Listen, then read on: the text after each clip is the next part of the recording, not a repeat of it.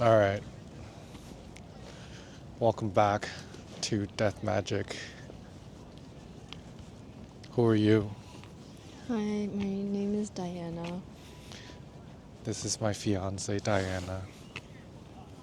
So cute. Thanks. What are we doing right now? We're walking through Central Park. We just ate a lovely meal at Din Tai Fung, and now we're gonna go to the Met. What is that? What is Din Tai Fung? Din Tai Fung is a Chinese/Taiwanese restaurant that has multiple locations across the world, and they're known for dishes like their xiaolongbao or soup dumplings. Just in case you didn't hear that, they're known for their soup dumplings. They can hear. That could be the win for all you know. Okay. Okay.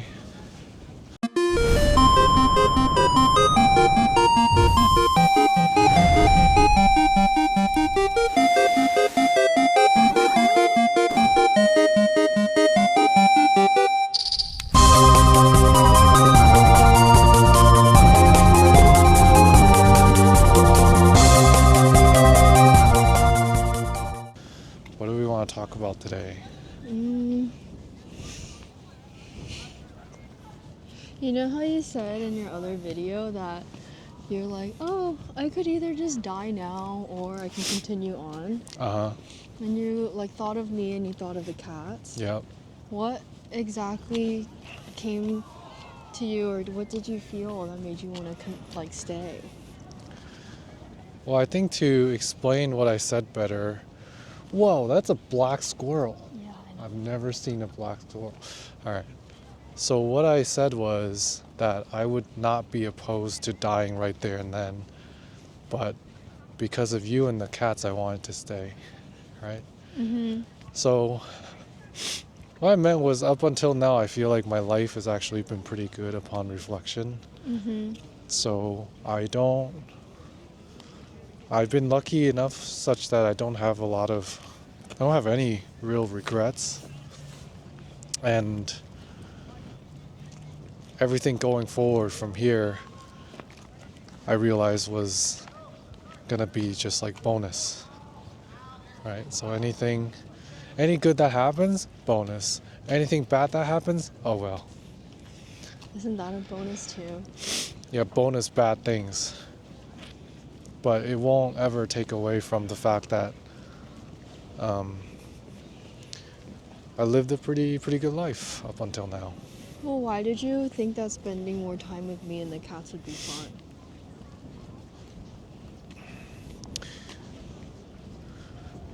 Because I think that's part of the bonus that I wanted to experience more fun things and fun places and with the people that I love, which includes you and the cats.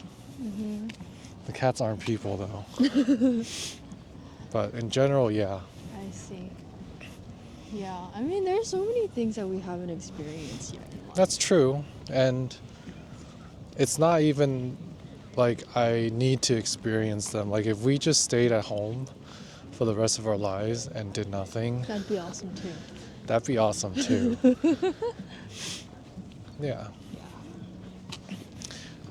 I wouldn't mind if I had died for real, but I just preferred to keep on living. There was no burning desire like, oh my God, I have so many things I haven't done yet, and I need to go back to being alive. Oh, I see.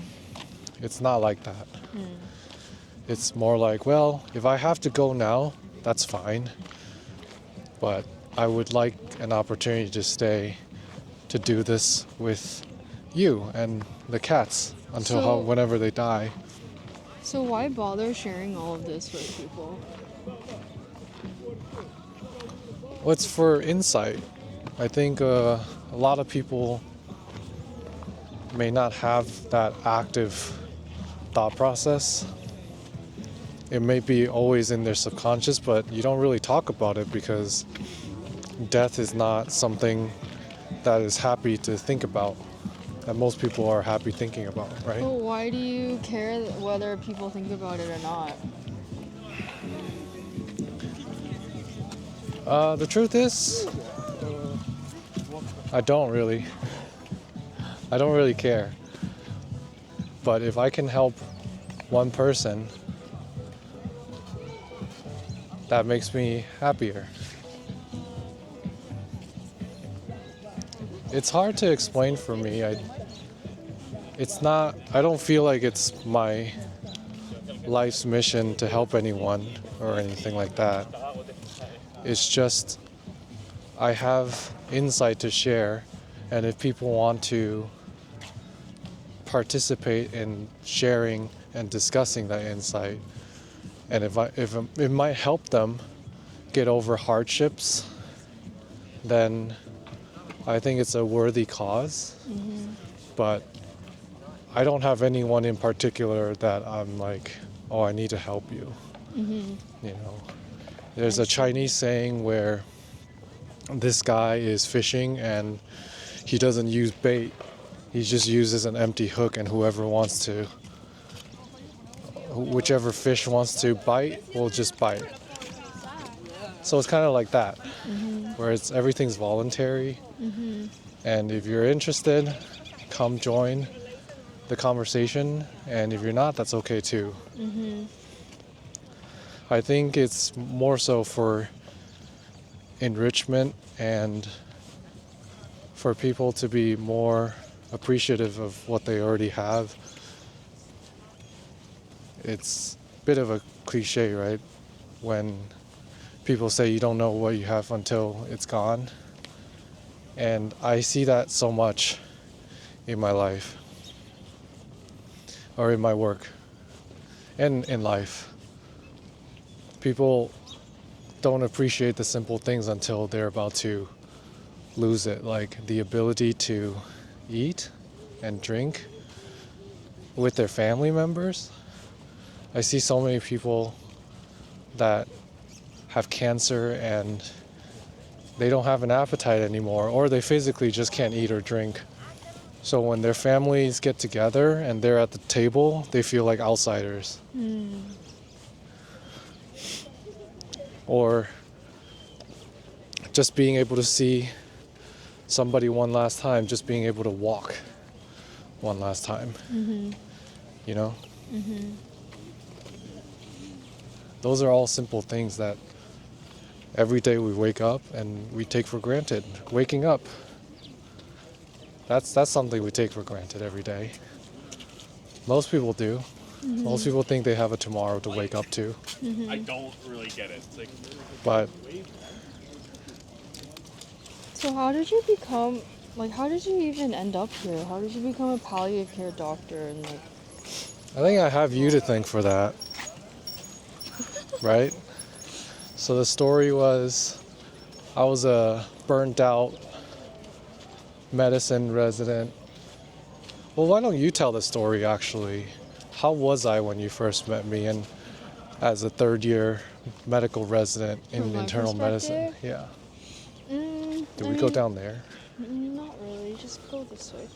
Oh, I mean, when the first day I met you was my first day of my intern year. So I was a PGY1 and you were a PGY3. So it was the first day. What is It PGY? was the first day of your last year of internal medicine residency, and it was my first day of residency. Okay. And I remember my first impression of you was, oh, this is a guy who's really burned out because his current model of the world is not a narrative that gives him any sense of meaning, fulfillment, or happiness. But it's precisely because there's a difference between your desire and your current reality at the time that I could tell that there was a lot of potential for you to evolve, I think. And have I evolved? Oh yeah, a lot. I see. Yeah. How were you able to tell that was I just misaligned? think that's just something that I've always been able to sort of tell. I think that's just something that's like particular to how I am. And these are kind of things that I can generally just sort of tell. But it was like your vibe, it was very strong. Like that vibe was very strong. That there was a sense of like,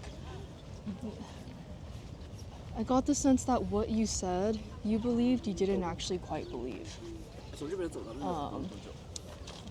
What did I say that I didn't quite believe? Like, I could tell, for example, from the very beginning that you're a very like deeply spiritual person. How can I know? Because I could just tell that you love very deeply. And so, Cherry blossom. and for a person who loves very deeply to say in a very depressed tone that there's nothing for you after you die, there's just like an energetic mismatch there. So I could tell that you love very, very deeply, that you care for the people and the things that you love very, very deeply, and that there was like a softness in you that you hadn't really, I think, like engaged with and let out for a really long time. Yeah, and I think I can speak to that. Most doctors probably feel this way throughout their training, especially people like me who go into medicine really blind with no other friends or family who were really doctors before going into med school. And just that grueling training process hardens you, and that's all you really know in terms of how to defend your well-being, or so you think. You think that being strong, putting on a strong face, putting up walls, keeping people out is the way to stay safe, but ultimately you find out that that's the wrong thing to do, because you actually end up hurting yourself. Yeah. Right? I remember you were telling people to not do fellowship. I still tell people that. You're like, no, don't do fellowship. Like, it's such a scam. Blah blah blah. And and then I remember asking you like, oh, like what do you think you're gonna do after residency? And you were essentially saying that I'll probably be like a really miserable hospitalist and just try to make money. And it was with that same tone that I mentioned before of like, you're saying one thing, but you don't, like, it's very obvious that your heart and soul doesn't really believe in it. And my insight to that is because I just thought I didn't have a choice back then. Yeah, you didn't know what I don't think you had really explored your options. I haven't. I didn't believe that. Honestly, what I thought was that I wasn't qualified to do fellowship because I never did any research, and I'm not interested in a multi-year fellowship after just doing 3 years of internal medicine residency. Yeah, what you're really saying is that you're not interested in doing fellowship for the sake of fellowship or whatever minuscule like amount of prestige it would have like gotten you in the eyes of other people, and to Right. continue being a member of the rat race. But the reason that I asked you that question was that I had a feeling that like something was gonna be uncovered for you soon, just because it was so clear to me that you'd been asking for it deep down inside for a long time. And I mean, we were just spending a lot of like time together, and I like you would just tell me random things about your day, and I think you had been doing quite a few like ICU rotations at the time. Oh yeah, I did so much ICU during Yeah. COVID. Yeah, and so you I often like brought up, actively sought out ICU shifts. yeah, so you brought up how you were really good at palliative care. You're like, I'm really good at this. And I could tell that there was a difference in, like, you perked up whenever you would mention it, and you clearly felt more proud of yourself, I think, when you mentioned it. And instead of having like a dejected, glazed over look in your eyes. You looked a lot more like, I mean, you guys haven't met our cat Koa, but you looked it was like more of like a Gryffindor look in your eyes, where you're like looking far off into the distance with some sort of vision and some sort of meaning. And so that was like how your energy would shift whenever you would talk about your relationship and experiences with palliative care. And so I just reflected that to you at the time. I was like, it sounds like you're good at it and you like it. Have you thought about doing it? Yeah. Yeah. And it was only because an opportunity opened up very close to where we already were. Otherwise, everything else is either out of state or in the city or like so far up north. And there was really nothing in the area that I wanted to be. So that's why initially I was like, well, I might as well just go be a hospitalist in the middle of nowhere, because there's no fellowship that I wanted to do around where I am. Yeah, so It was that literally just opportunity unavailable. and our conversation sort of just all happened at around the same time. Yeah.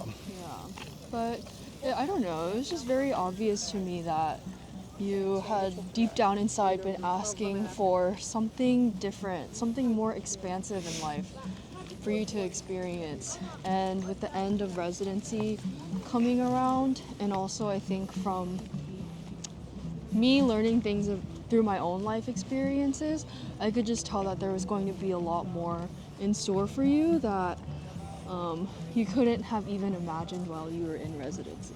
Yeah. And so, I don't know.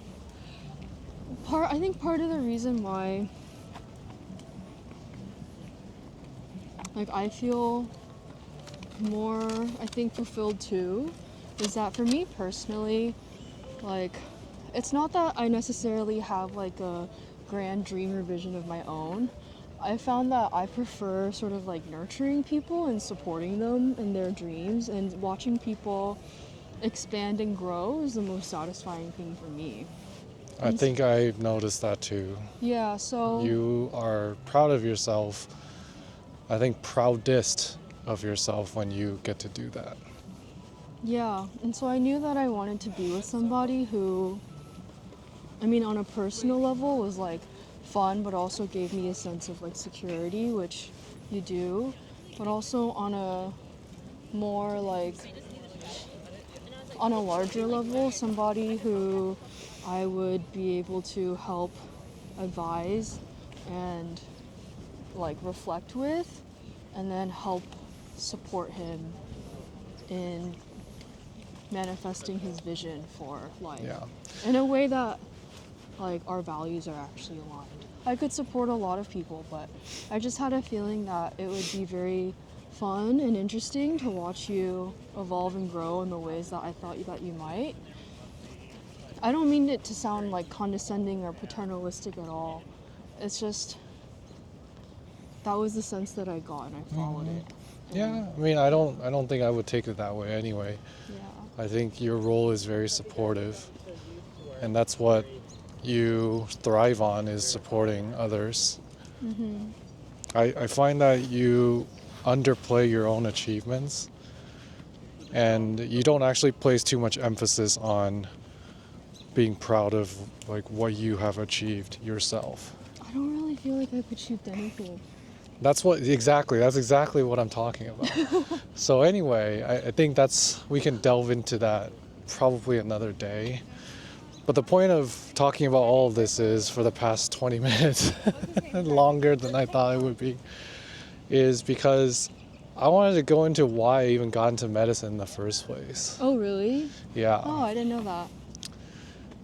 Well, you started the topic, and I've been thinking about how that can tie into the goal for Death Magic, which is, again, to share my experience and insights to, hopefully, if people come across it and they find it helpful, live a better life. Also for our future generations and such, if they find this helpful, I think it's a worthy cause. Yeah, I think that's especially important for me. Yeah, this is basically our legacy work, Yeah. my legacy work. And I recommend actually everyone to think about what their legacy work would be. So the reason I even got into medical school was actually because of my best friend in college. So we met in sophomore year of college, and we were like white on rice or whatever you want to say. We were so close, and he was like my brother, and he got into dental school after we graduated from undergrad, whereas I didn't go anywhere. I just got a major in biochemistry and then went home. And we're going this way? Okay. I just saw a bunch of people and didn't want to walk that way. So he got into dental school, and he was actually well into dental school before I even got accepted into medical school. But the whole inspiration came from him getting into dental school, and I wanted to be on par with him. You know, I looked up to him, and I really wanted to be like an equal to him. So that's why I worked so hard to get into medical school. And then I want to say, the year after I found out I got into medical school, which is, I forget. Anyway, the year after that, on Valentine's Day, I found out that he died.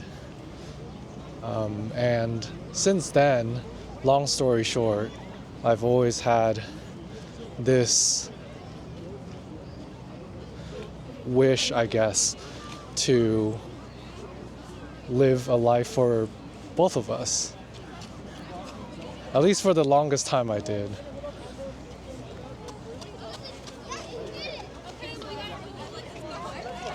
Because what we would talk about would be, when we get older, we would just hang out all day. Once we were retired, made enough money, whatever, we would just hang out all day and play video games together. Is that why you like appreciate and understand my relationship with my new best friend? Maybe. Oh, wow. Because I'm just like that. I'm like, well, I want to do my time. That was my original thought, was I want to do my time and then just be able to hang out with my best friend all day, every day. Oh, wow. Yeah. Okay, now I think I get it. Now I get it. So then, tragically, he died, and ever since then, I've just been carrying the spirit of that with me. So that was a very strong motivator for me to get into med school, to succeed, and eventually I got to where I am today. And along the way, death really further refined my motives. Guys, I think we can cross by here. I think at some point in medical school, I learned that one of my internet friends passed away too. So these two people really both committed suicide, actually. So they both took their own lives really tragically. And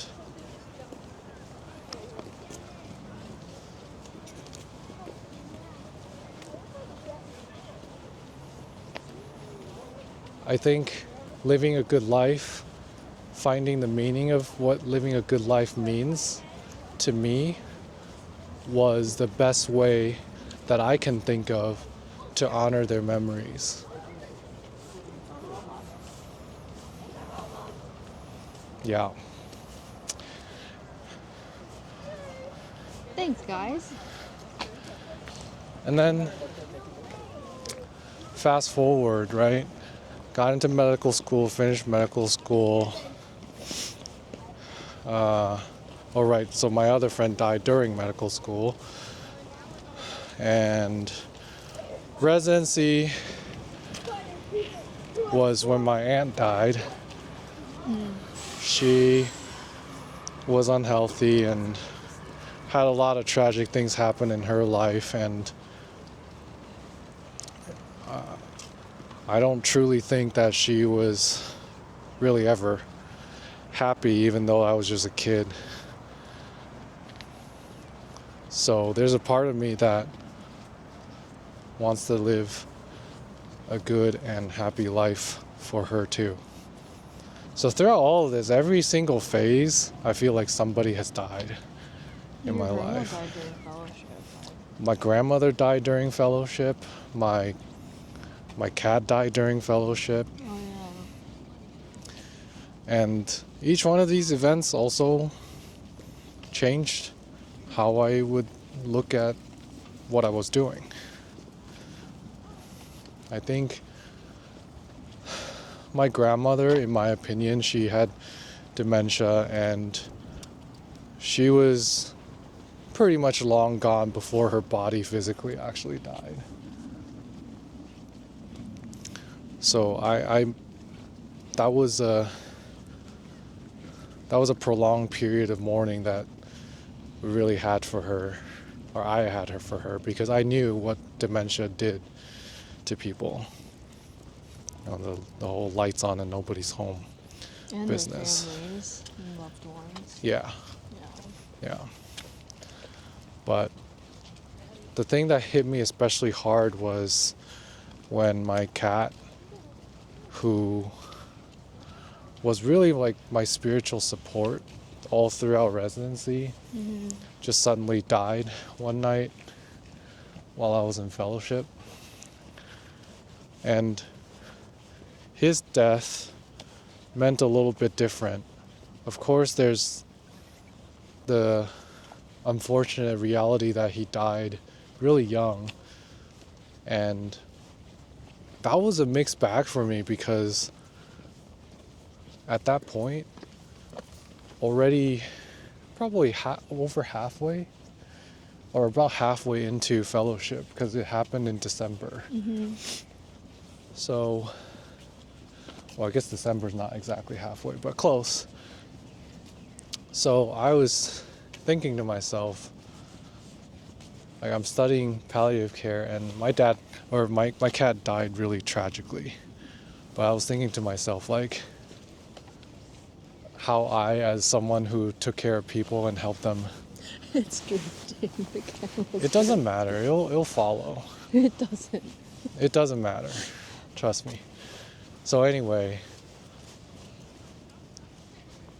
I was really mad at myself, like how I can tell myself that I take good care of people and I couldn't even give my cat a good death. Like, I couldn't recognize the fact that he was dying. And part of that is cats are just really good at hiding. So I learned that lesson the hard way. Cats are just really good at hiding that they're very sick until they get super, super sick.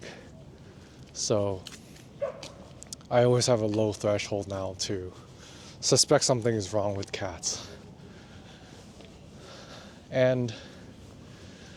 But the other thing is, it wasn't all bad, right? Because you know me, I didn't even go back to California because I'm originally from California.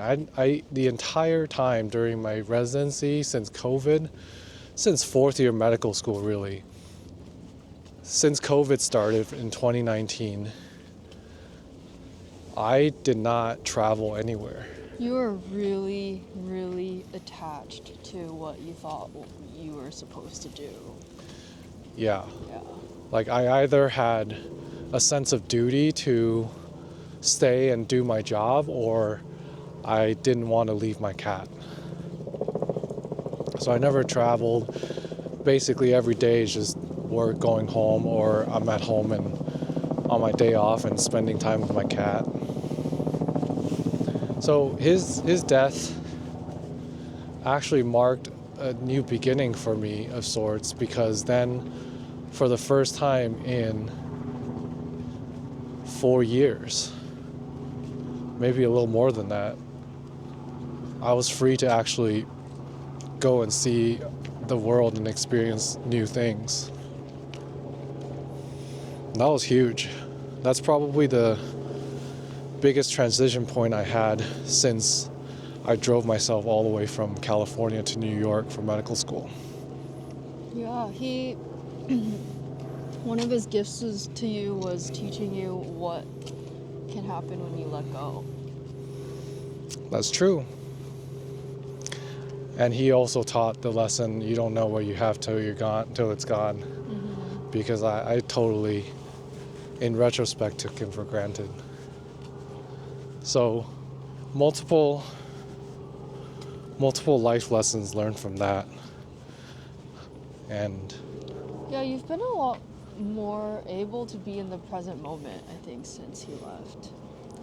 well, the present is all I ever want to be now. Mm-hmm. When people worry too much about their past that they can't change, or worry too far into the future, it's easy for me to see myself in that and sort of wish that they would also realize what I know, so that they wouldn't be in such agony over things that they can't do anything about. Mm-hmm. You know, one of my favorite quotes is that man would make plans and God laughs at them. Because Yeah. things never work out the way you planned. Yeah.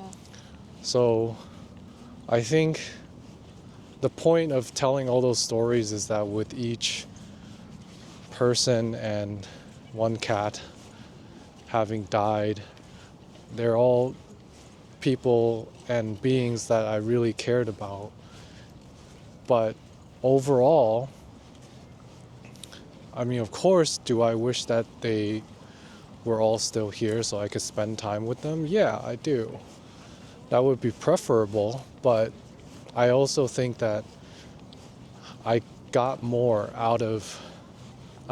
good things out of their passing than trauma or being left with negative emotions and negative sentiments from their deaths.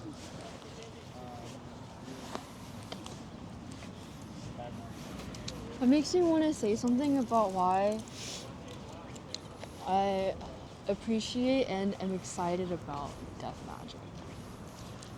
Why are you excited about death magic? Well, like through my, I think, a lot of reflection on my own experiences, what I've learned that I personally value the most is playing and having fun Yeah, and connection. yeah. And And I think that's something that we should talk about in another episode, because this one's probably getting a little long. But the purpose of us being here, you know, what is it? What is it exactly? So look forward to that episode where we dive deeper into that. But yeah, so I think even before I started doing palliative care, and even outside of doing medicine in general, I was exposed to a lot of death at a relatively young age. You know, people and pet really close to me, because I was just in my 20s when all of this happened. Yeah. Well, my cat and my grandma in the early 30s.